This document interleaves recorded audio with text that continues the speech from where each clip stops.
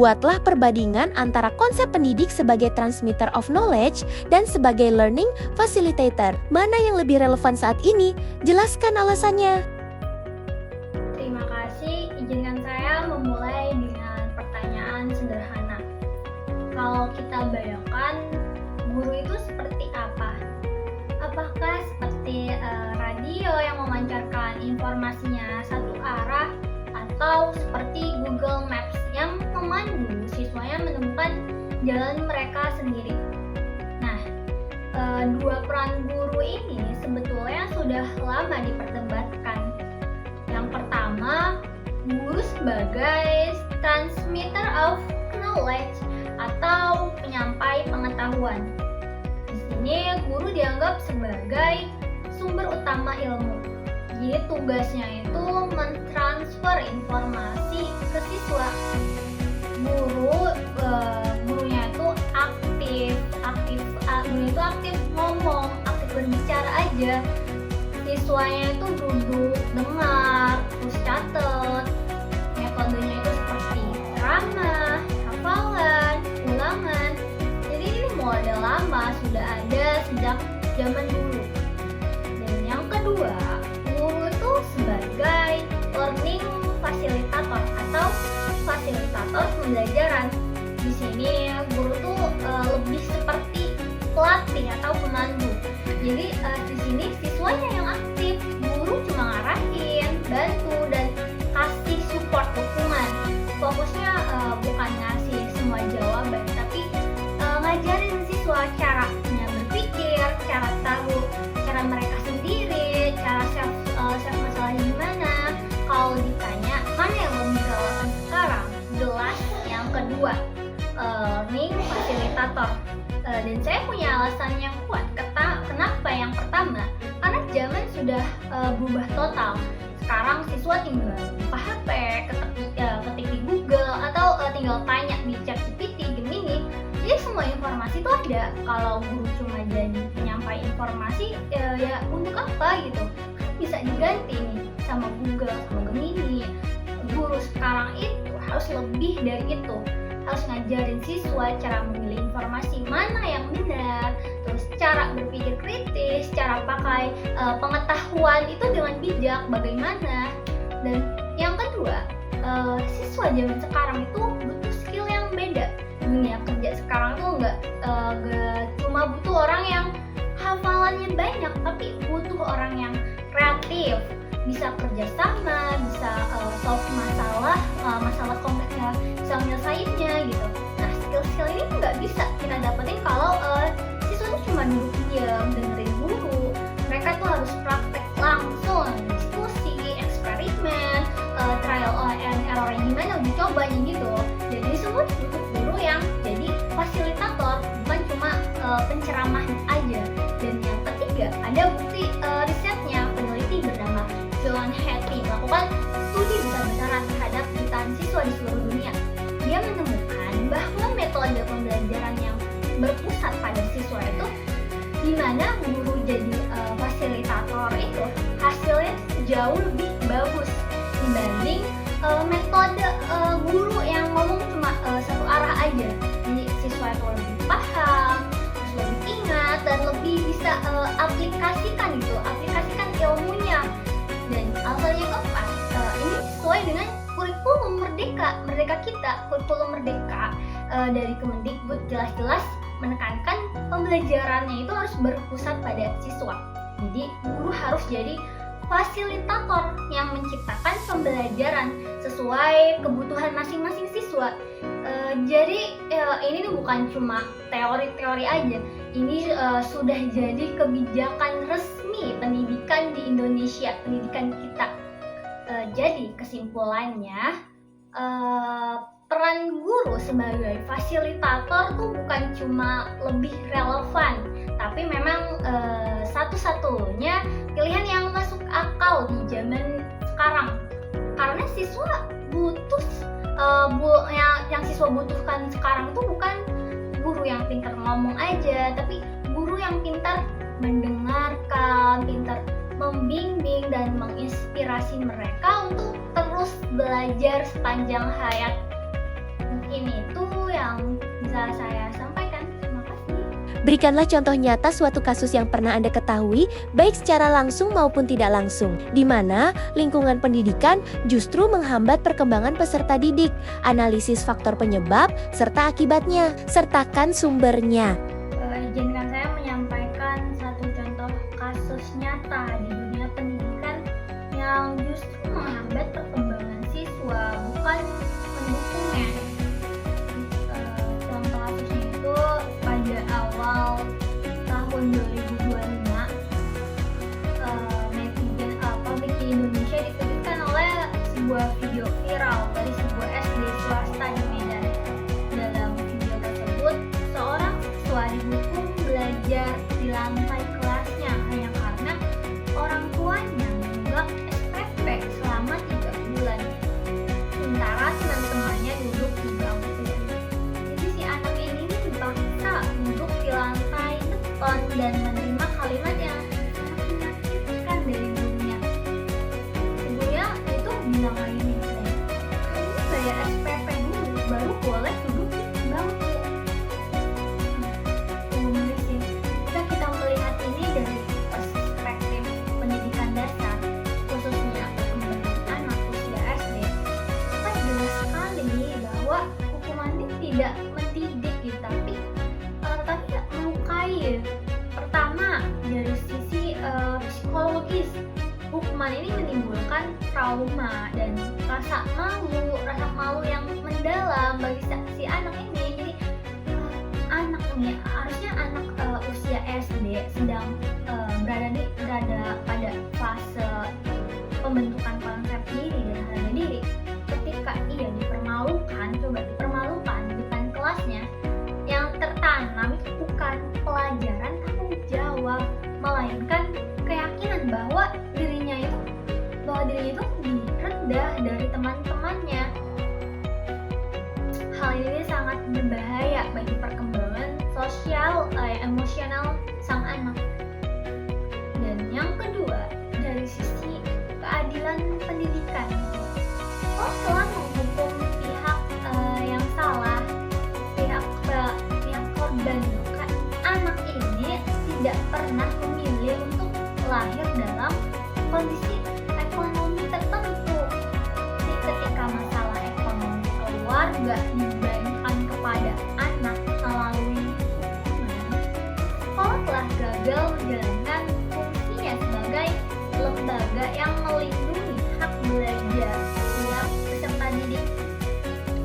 Dan yang ketiga, kasus ini menunjukkan bahwa masalah pendidikan kita seringkali bersifat sistematik. Data dari jaringan pemantau pendidikan Indonesia menunjukkan ratusan kasus kekerasan di lingkungan pendidikan setiap tahunnya, dan justru sebagian besar dilakukan oleh orang dewasa di sekolah. Artinya ini bukan kesalahan individu semata, tetapi kegagalan sistem dalam membangun budaya pendidikan yang manusiawi.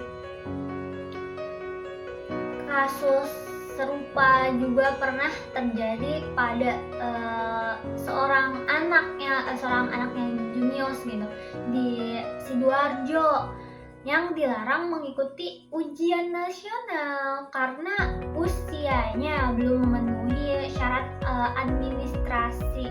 Padahal secara kemampuan akademis ia sudah melampaui standar. Di sini kita melihat sisi lain dari masalah yang sama.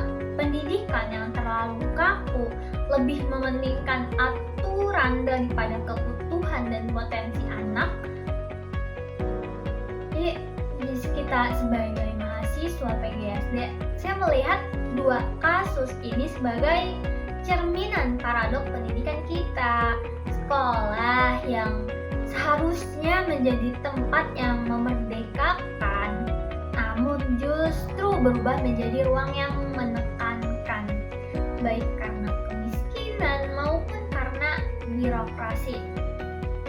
Padahal hakikatnya Pendidikan dasar bukan sekedar mentransfer materi, melainkan menumbuhkan potensi, membangun kepercayaan diri, dan memanusiakan manusia. Jika lingkungan sekolah justru menanamkan rasa takut, malu, dan rendah diri, maka proses perkembangan anak telah terhambat sejak awal. Bagaimana kita sering dengar pendidikan itu bukan tentang mengisi ember, tetapi menyalakan api. Dan tugas kita sebagai calon guru SD adalah memastikan api ini menyala, bukan padam karena hukuman, stigma, dan sistem yang tidak berpihak pada anak. Mungkin itu yang saya jawab. Bagaimana pendidik dapat menegakkan disiplin tanpa menghilangkan unsur kasih sayang? Pertanyaan ini mengingatkan saya pada dilema yang sering dialami oleh banyak guru ya. Kalau misalkan kita terlalu keras, mungkin anak bisa jadi takut atau jadi benci sama kita. Tapi kalau misalkan kita terlalu lembut, si anak malah bisa melunjak atau nggak ada batasnya gitu. Nah, terus bagaimana caranya kita menemukan keseimbangan itu? Saya percaya bahwa disiplin dan kasih sayang itu sebetulnya bukan dua hal yang bertentangan. Justru disiplin yang efektif itu harus dilandasi kasih sayang. Kenapa? Karena tujuan disiplin itu bukan untuk menghukum atau menakut-nakuti anak gitu. Tapi tujuannya itu untuk mendidik mereka untuk punya kontrol diri dan tanggung jawab. Ada prinsip yang saya pegang ya, yaitu from but kind. Jadi tegas tapi hangat. Tegas dalam menegakkan aturan tapi hangat dalam cara menyampaikannya. Bagaimana caranya? Saya punya 5 cara praktis ya. Yang pertama itu pisahkan perilaku dengan orangnya. Ketika kritik perilakunya bukan orangnya.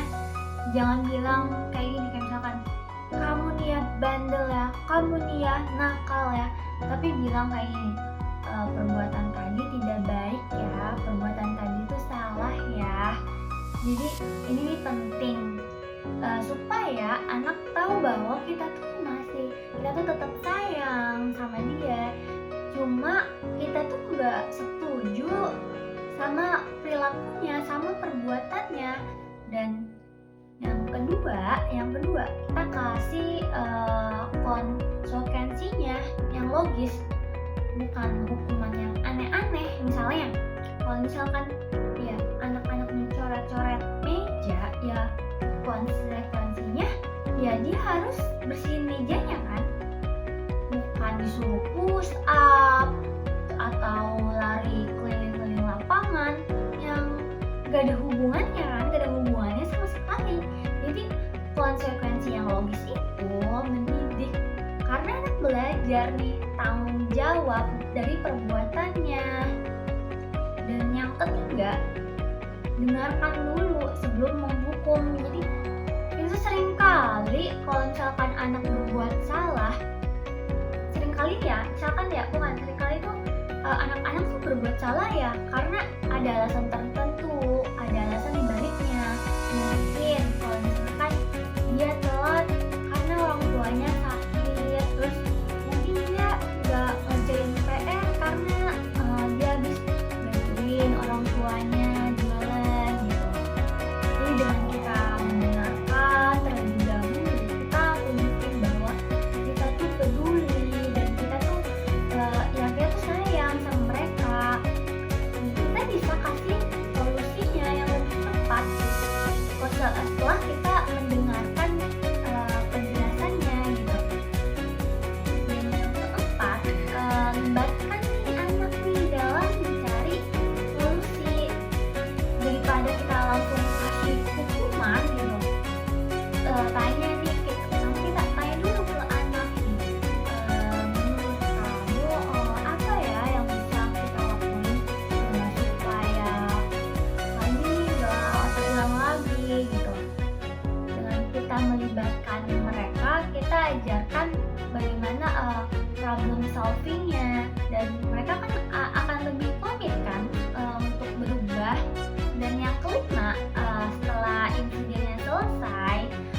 pulihkan hubungannya. Jangan biarkan si anak ini merasa kita masih marah dan kecewa, kita tuh berkepanjangan gitu.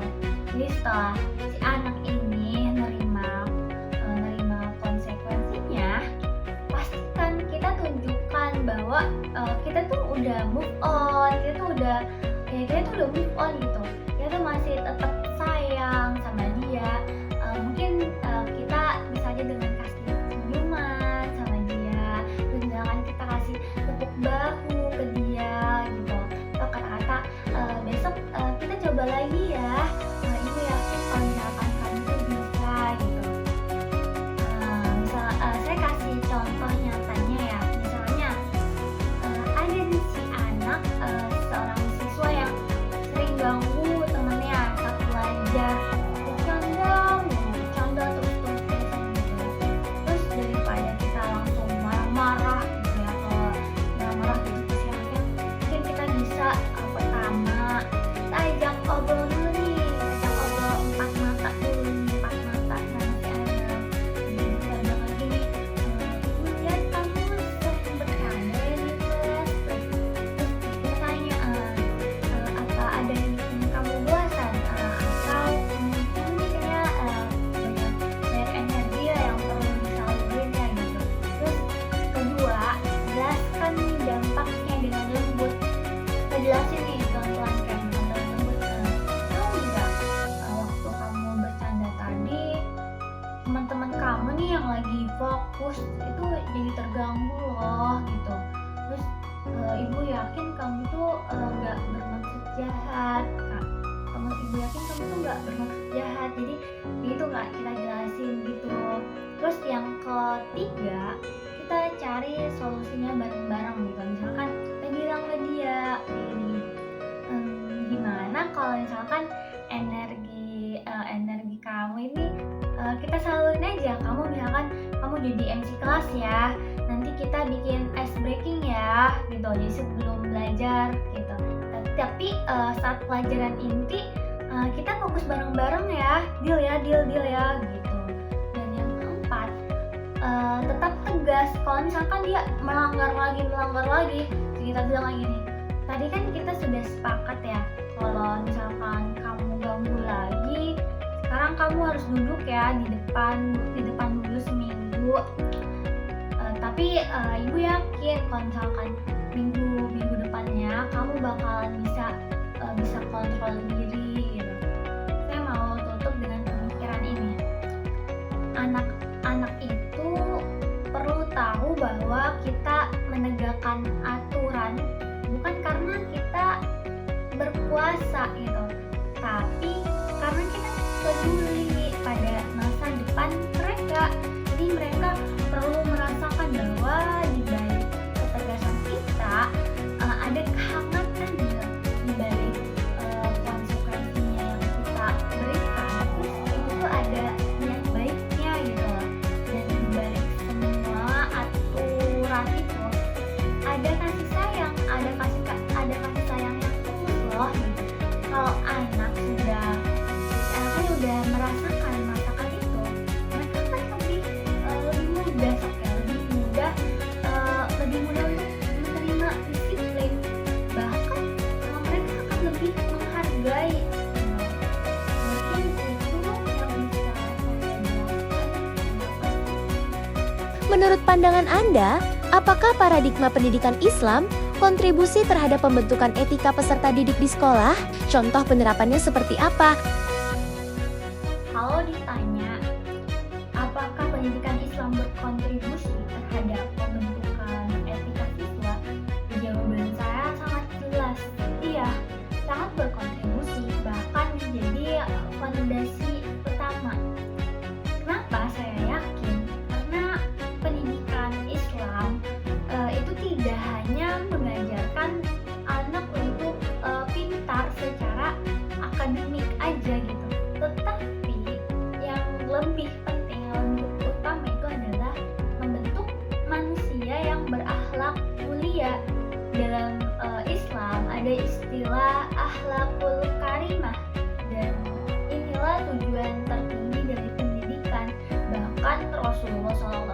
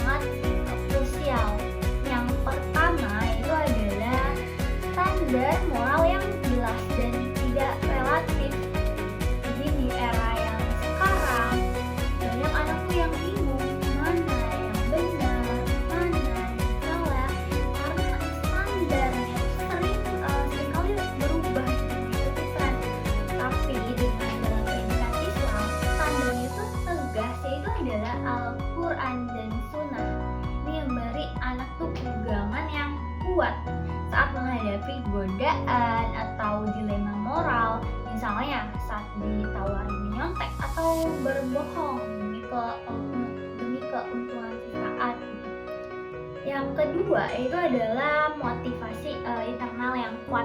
Jadi anak diajarkan berbuat baik itu bukan karena takut ketahuan guru atau orang tua, tapi karena Allah selalu melihat.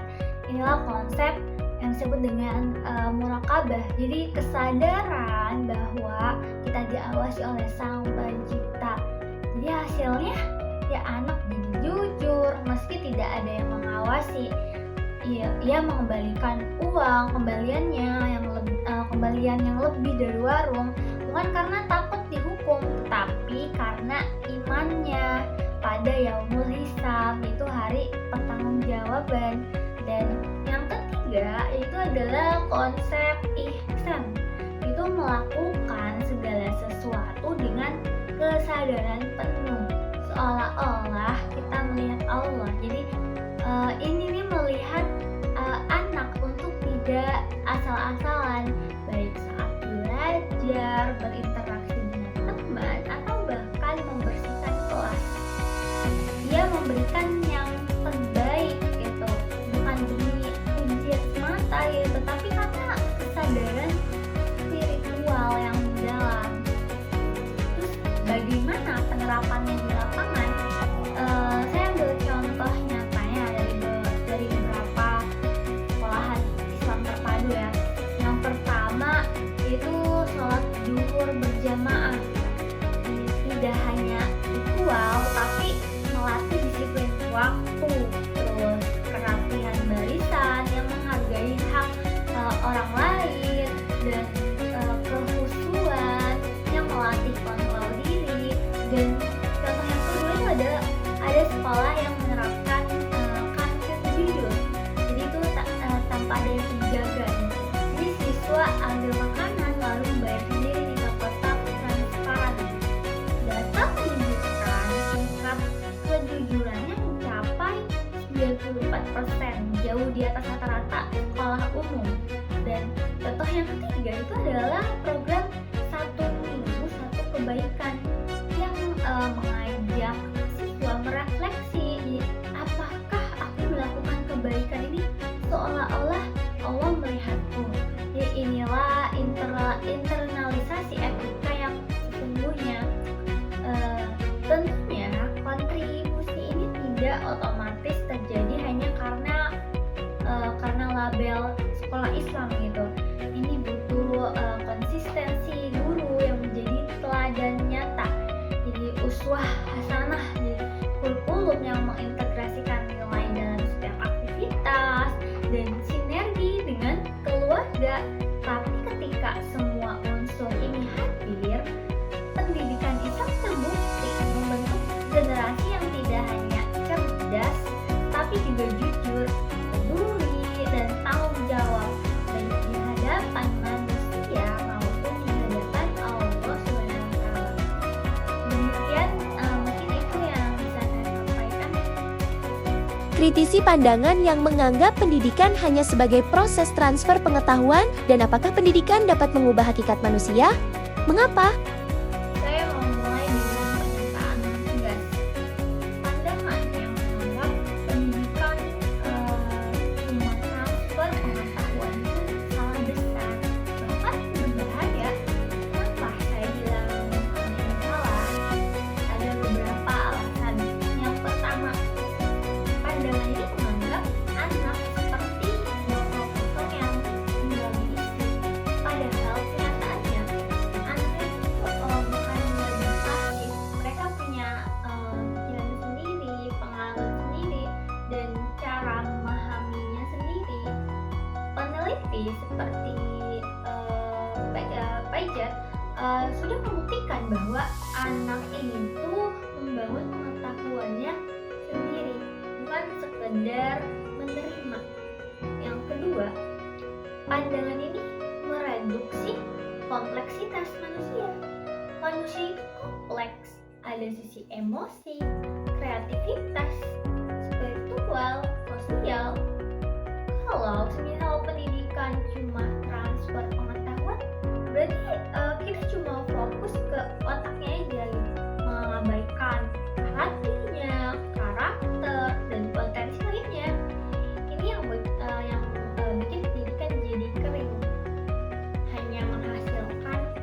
robot pintar, bukan manusia utuh. Ketiga, pandangan ini sudah nggak relevan di era digital.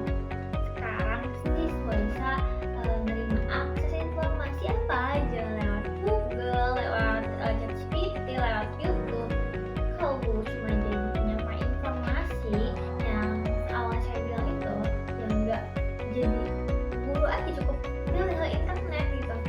Yang kita butuhkan sekarang itu informasi, tapi wisdom, kemampuan untuk memilih mana informasi yang benar, terus cara menganalisis dan cara mengaplikasikannya dengan bijak. Dan yang keempat, pandangan ini mengabaikan tujuan sejati dari pendidikan. Tujuan pendidikan itu bukan cuma bikin buat anak tahu banyak, tapi buat mereka jadi manusia yang lebih baik. Dalam bahasa filsafat, tujuan pendidikan adalah becoming, bukan sekedar knowing. Jadi pendidikan itu tentang transformasi, mengubah anak menjadi versi terbaik, versi yang lebih baik dari diri mereka. Nah, kalau kita ini bawa kita ke pertanyaan nih, pertanyaan yang lebih dalam. Wah, pendidikan bisa mengubah hakikat manusia. Yang pertama, ya karena manusia itu adalah makhluk yang belum selesai, belum tuntas, berbeda dengan hewan yang lahir dengan insting dan kucing langsung bisa jilat-jilat untuk bersih, terus burung bisa langsung terbang gitu. Jadi kalau manusia itu lahir dengan potensi yang harus dikembangkan, itu kita nggak otomatis jadi manusia yang baik. Kita perlu didikan untuk itu. Makanya dalam Islam ada istilah fitrah, jadi potensi bawaan yang perlu diasah lewat pendidikan. Dan yang kedua, pendidikan itu mengubah cara kita berpikir. Anak yang sekolah dengan anak yang sekolah itu beda cara berpikirnya. Yang sekolah dia belajar berpikir logis, kritis, sistematis.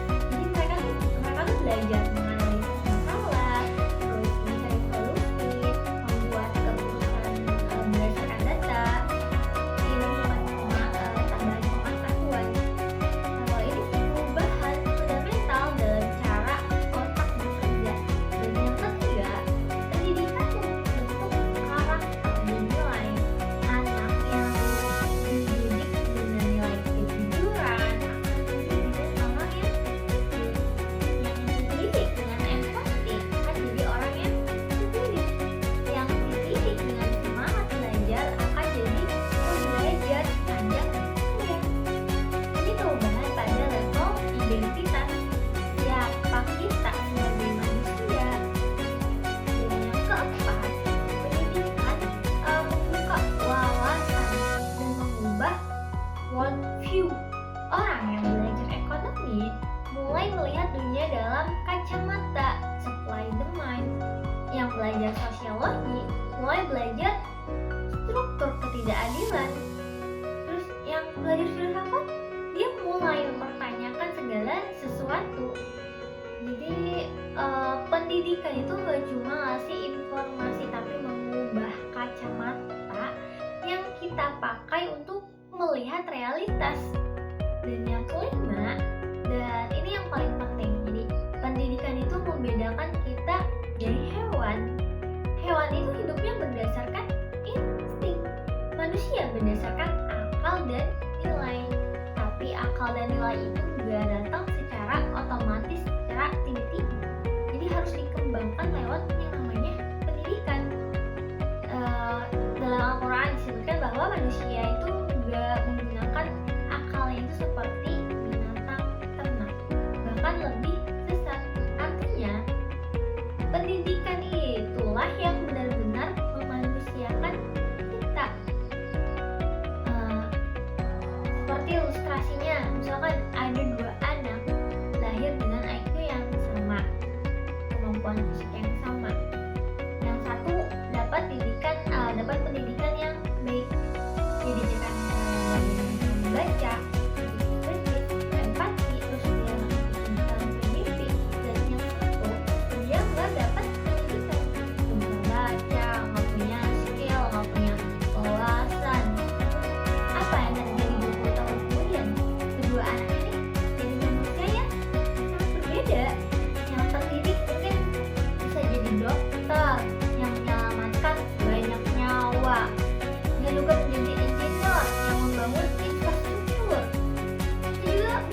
guru yang menginspirasi ribuan siswa. Dan yang gak terdidik mungkin stuck jadi pekerja kasar, gak punya pilihan hidup, bahkan rentan korban dan pelaku kejahatan. Ini bukan soal nasib, ini soal pendidikan. Pendidikan dipilih menentukan jenis manusia yang kita jadi. Izinkan saya menutup ini dengan refleksi nih ya. Pendidikan itu bukan sekedar isi kepala dengan informasi. Pendidikan itu proses sakral di mana manusia mewujudkan potensi tertingginya, dari tidak tahu menjadi tahu, dari tidak bisa menjadi bisa, dari tidak beradab menjadi beradab, dari sekedar hidup menjadi hidup yang bermakna. Dari calon pendidik, tugas kita bukan cuma mengajar mata pelajaran. Tugas kita jauh lebih besar dari itu. Kita membentuk manusia, kita membantu anak-anak menjadi versi yang terbaik, versi yang lebih baik dari diri mereka sebelumnya. Kita nggak cuma bikin mereka pintar, tapi bikin mereka bijaksana, berkarakter, dan bermanfaat untuk sama. Ini merupakan tanggung jawab yang